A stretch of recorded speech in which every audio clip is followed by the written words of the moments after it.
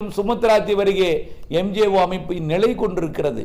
அதாவது தென்னரைக்கோள தாழ்வு பகுதி சுமத்ரா தீவிற்கு தெற்கே நிலை கொண்டிருக்கிறது. அது மெல்ல தீவிரமடைந்து மேற்கு நோக்கி வரும். வங்கக்கடலிலும் நிகழ்வு ஆழமாக பதியும்.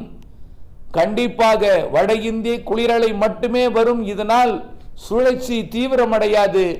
சாதாரண வளிமண்டல சுழற்சியாக கிழக்கு காற்று குளிரலையாக கிழக்கு காற்றை ஒரு சாதாரண மழைப்பொழிவாக கொடுத்துவிட்டு இந்த நவம்பர் செல்லும் என்று எதிர்பார்த்து குறைவான மழைப்பொழிவு என்று அறிக்கை வெளியிடப்பட்டிருக்கிறது என்று நான் அறிகிறேன். நிச்சயமாக எல்லா மாதிரிகளும் தலைகீழ் மாற்றம் ஏற்படும் இன்னும் ஒரு 3-4 நாட்களிலே. அதன் அடிப்படையில் வரக்கூடிய 8ஆம் தேதியிலிருந்து 10ஆம் தேதிக்குள் ஒரு நிகழ்வு வங்கக்கடலில் வலிமை பெறும். அந்த நிகழ்வு 15, 16ஆம் தேதி 18ஆம் தேதி வரை கூட வந்து கொஞ்சம் தாமதம் ஏற்படும் பட்சத்தில் 8ஆம் தேதி உருவானால் 15ஆம் தேதி